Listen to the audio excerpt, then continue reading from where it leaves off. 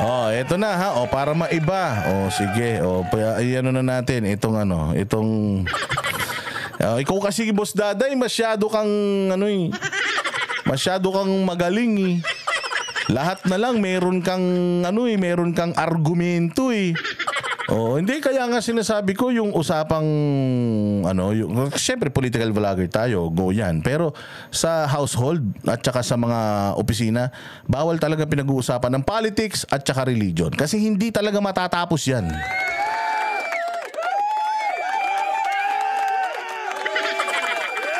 Oh, ayan. So, paano na natin to? Oh, dito na tayo kay Sal Panelo. Oh, Sal Panelo! O ano ba ang sinasabi mo, ang hinihintay ng mga tao ay ikaw? Naku po, galit na siya, hinaantay na daw si PRD. O makinig tayo. Mga tao naghihintay sa isang leader. Ang hinaantay nila ikaw. Kung hindi ikaw, si Daisara. Or the both of you.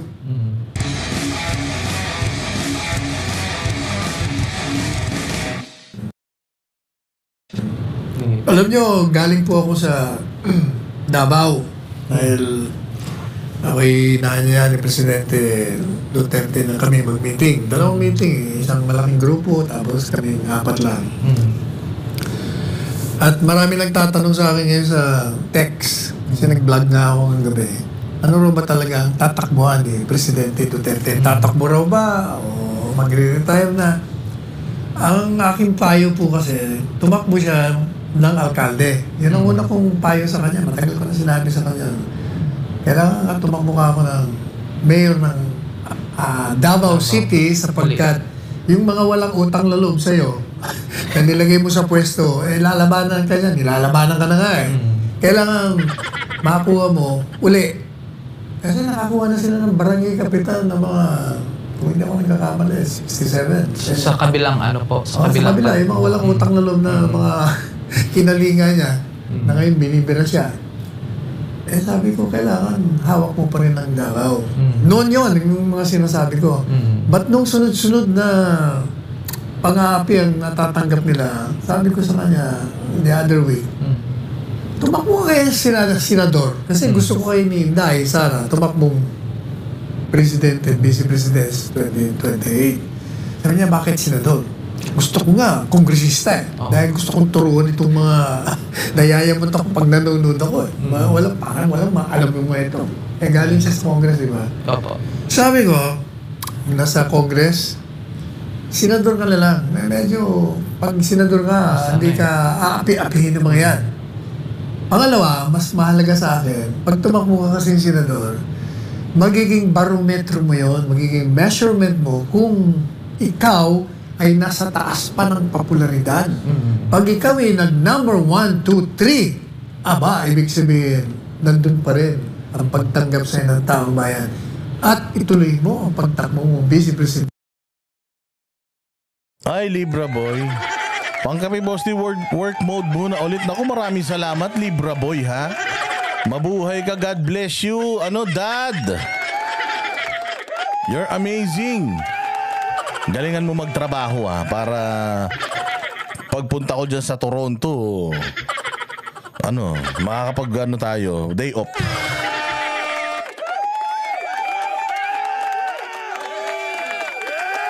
O yan. So sinasabi nga dito ni Attorney Sal Panelo na PRD, ikaw na lang ang inaantay namin. Saan ka ba tatakbo? Sa Senado o sa pagka-mayor? Pwede ka ring mayor, pwede ka ring senador. Kasi ang gusto talaga natin, ma-secure natin yung future ng Pilipinas. At in order for us to secure the future of this country, we need a Duterte. Kailangan natin ng Duterte. Oo, kaya nga, ito ang pinakamaganda sa lahat. Si Baste sa Senado, si Pulong sa Senado, si PRD sa mayor. Tapos si Inday Vice. Di ba? Si Inday Vice. Di pagdating ng 2028, si Inday Oo, kung ayaw niya na, pwedeng si Baste maging tumakbo sa Malacanang. Eligible na siya nun. He's 45 by 2028. So he's eligible na to run for president, 'di ba? Kung ayaw ni Inday, pero maganda kung si Inday ay magpresidente. Pwede namang si Baste tapusin niya yung kanyang term as senator, or pwede rin naman siya mag-vice president. Congress na si Pulong nag-file, okay din. Nasa Congress si Pulong, si Basti na lang inaantay natin. Tsaka, nag-file si Pulong sa Congress. Meron pang ilang araw. Meron pang 4 na araw. Pwede pa rin yan mag-file sa Senado.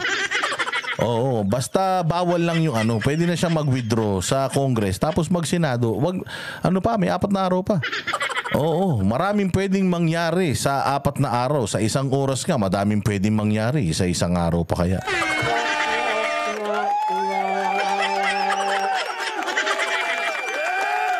Di ba? Ganun yun, mga bossing. Sige, diretso. Ayaw nyo nun? Baste for vice, tapos si Inday yung presidente. Di ba? Tapos si PRD, mayor sa Davao. Si Pulong from Congress, pwede na mag-Senate. Di ba? Malay mo, pwede yun.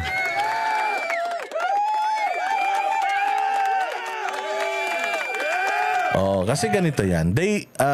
The Duterte should understand na kahit na ayaw man nila na tumakbo at ayaw nilang may pangit na masabi sa kanila yung tao, in order for them to survive politically, they need to go national. Kasi gugulpihin lang sila ng gugulpihin kung nasa mga local lang sila. Kasi nga, ang Duterte na pangalan ay threat na yan. Threat na yan sa kapangyarihan. That also happened to the Marcoses. Nung natalo nung nanalo na si Cory Aquino, kinawawa na yung mga Marcos. Dinungisan yung pangalan. Kung ano-ano na ang ginawa ng mga Aquino para masira ang reputasyon ng mga Marcos, kung ano-anong mga kaso. Kumbaga kung ano-anong paglalagay sa history books na yung mga Marcos ganito, ang mga Marcos ganyan. Ganun ang ginawa ng mga Aquino sa mga Marcos. Kaya yung mga Marcos, it took them a while bago sila makabalik sa posisyon. Ngayon, tinan mo. Pagkatapos ni Marcos Sr., tinan mo, after what? 35 years? After how many years or decades bago ulit sila nakabalik sa Malacanang? Ganun din ang gagawin kung anong ginawa ng mga Aquino sa mga Marcos noong araw para masira ang reputasyon ng mga Marcos. Etong Duterte, gagawin din ng mga Marcos sa Duterte ngayon yan.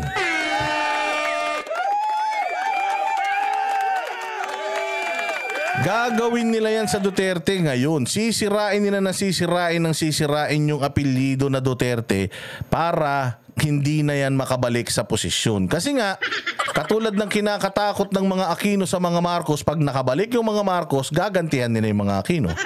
Kaya nung nasa kapangyarihan ng mga Aquino, wala silang ginagawa, kundi ginugurgur yung mga Marcos. That's also gonna happen to the Dutertes kung masyado silang magiging malinis lumaban. So in order for them to survive politically, kasi even if ayaw namin tumakbo, wala kaming yung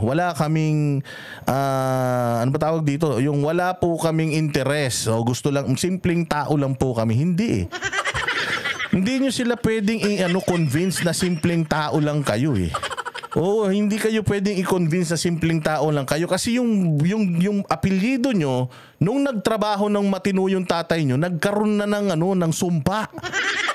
Nagkaroon na ng sumpa yung apelyidong Duterte. Bakit? Kasi nga, sino ang mga kinalaban ng tatay nyo noong siya'y presidente? Kinalaban yung mga oligarko. Kinalaban yung mga yung mga tax evader.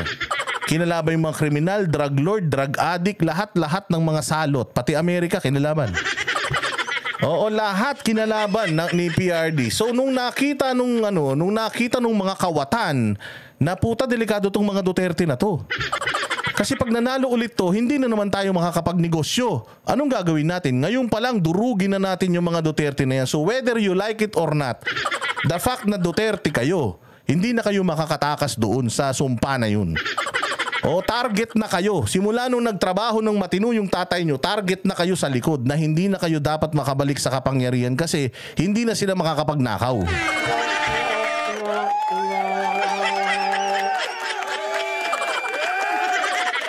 Oo, ganun yun.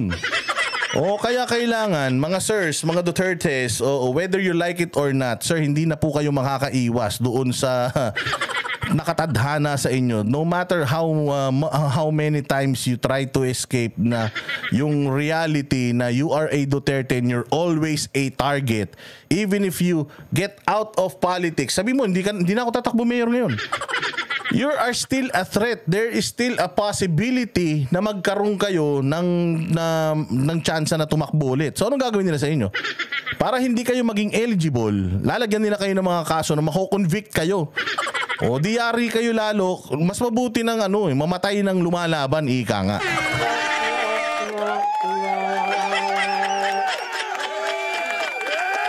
So kailangan kayong mga Duterte, you make up your mind as early as now.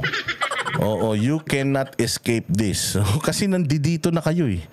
Kasalanan ng tatay nyo, ginaling-galingan ng tatay nyo eh.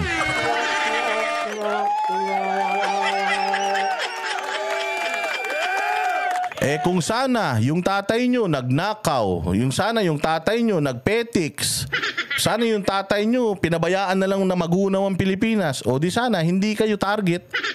Kasi tao na mismo ang aayaw sa inyo eh. Kaya lang ang problema nga, ang clamor ng mga tao sa mga Duterte, sobrang lakas. O kaya anong gagawin ng mga politiko? Putragis yan. Sirahin natin ang sirahin mga yan. Oo, sirahin. Hindi mo pwedeng ipapatay yung mga yan. Kasi pag pinapatay mo yung mga yan, putya, delicate yan. Sirahin na lang natin ang sirahin yung pangalan. Sabihin natin magnanakaw, drug addict. Sabihin natin ganito. Pasahan natin hanggang sa magnasira yung pangalan. Mga tanga pa naman mga Pilipino. Hindi na boboto yan. Tama ka dyan, Michelle Mangarin. Whether you like it or not, whether you're in politics or not, since you are a Duterte, dudurugin nila yung mga pangalan ninyo. Yan ang ginawa ng mga Aquino. Recipe ng mga Aquino yun sa mga Marcos. Kaya ang tagal ng mga Marcos makabalik.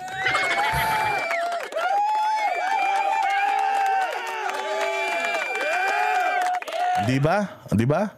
Unless na di na sila pumasok sa politika, kahit di sila pumasok sa politika, the fact na Duterte nga sila, it puts a red target sa mga likod nila.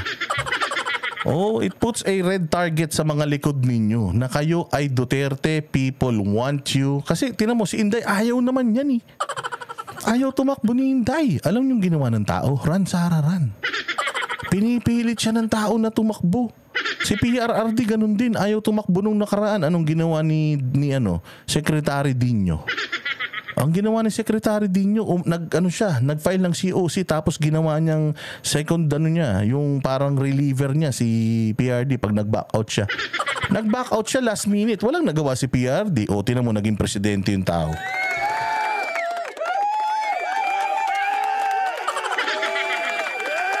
So yun ang katotohanan. Kita mo, pati si Kitty sinisiraan. Wala namang plano yun si Kitty na tumakbo. Pero tinan mo, pati si Kitty inaatake. Alam mo kung bakit? Kasi nga Duterte, kailangan lahat kayo madumihan.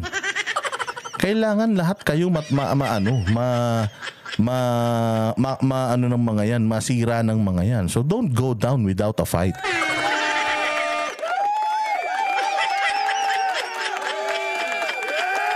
Oh, so yun ang aral ng ng kwentuhan ko. Talaga, boss dada, lahat na lang. Lahat na lang, inaaway mo eh. Di ba? Nagkakaintindihan tayo. O, Draven Rain. Di ba? Meron na kayong target lock na talaga sa Duterte. So, kahit si Inday, tinan mo, ngayon, anong sinasabi ni Inday? Hindi ako tatakbo sa 2028. Wala akong planong tumakbo, magtrabaho muna tayo. Anong ginagawa kay Inday ngayon? Di ba ginugulpi si Inday? Ang dami-daming korupsyon. Pero yung korupsyon ni Inday yung pinagtututukan nila. Bakit? Kasi nga Duterte. So whether you like it or not, lumaban man kayo o hindi, suportahan nyo man yung mga Marcos o hindi, meron na kayong mga target sa likuran ninyo. Hindi lang Marcos ang naka-target sa inyo. Pati Dilawan naka-target sa inyo. Dalawa kalaban, hindi nga lang dalawa eh. Lahat ng may mga pangarap na maging presidente, putya kayo ang mga tinik sa lalamunan nila, kaya kailangan kayong mawala.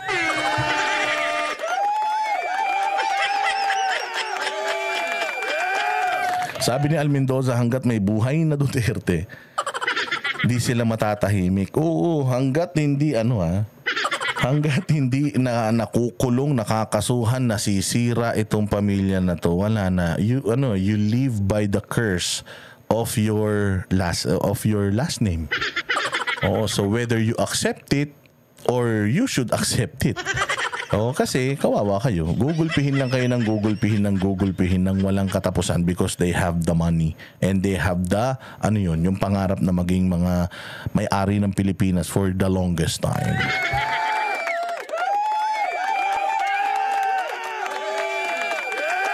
Oh, ganun yun. Oh, tama ba?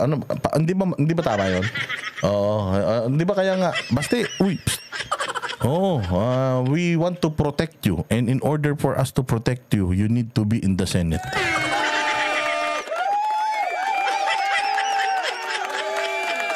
Nakita nyo nangyari kay Rama? Nakita nyo nangyari kay Rama sa Cebu?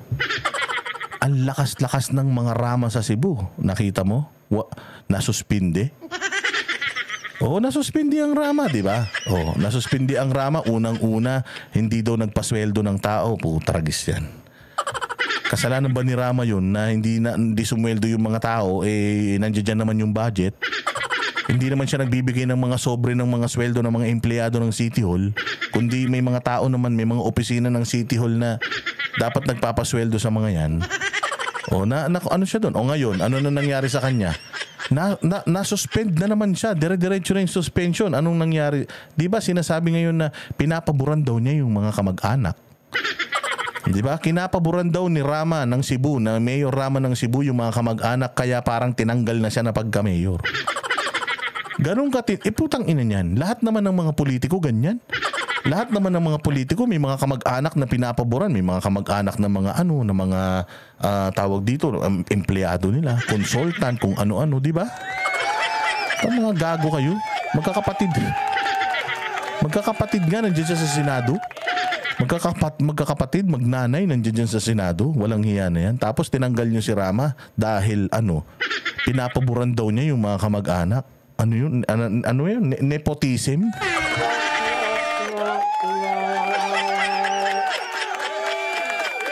Kasi nga, target na kayo. At if you remain a mayor, kasi kung si PRD mayor, di nila kayang ganunin. Ngayon nga, hindi nila magalaw-galaw si PRD.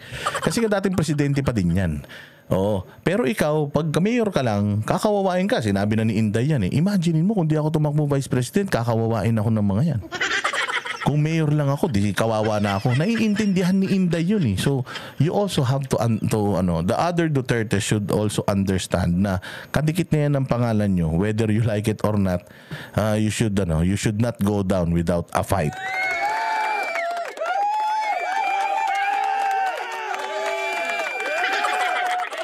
Diba? Si Renato Galanza, Boss Dada, your comment about Kong Marcoleta at INC, hindi ako favor, pero hindi ako INC member. Okay.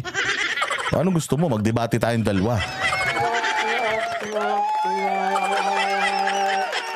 Okay, let's just agree to disagree. Move on na kami dun. Nandudun ka pa rin. Ang layo na nung pinag-uusapan namin.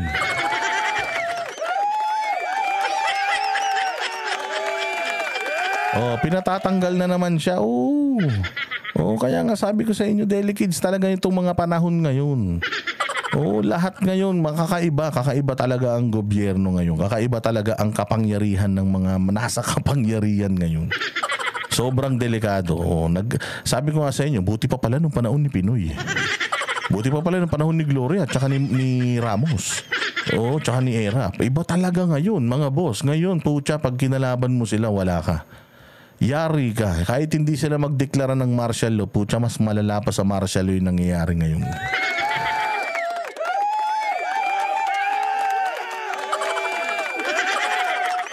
Diba?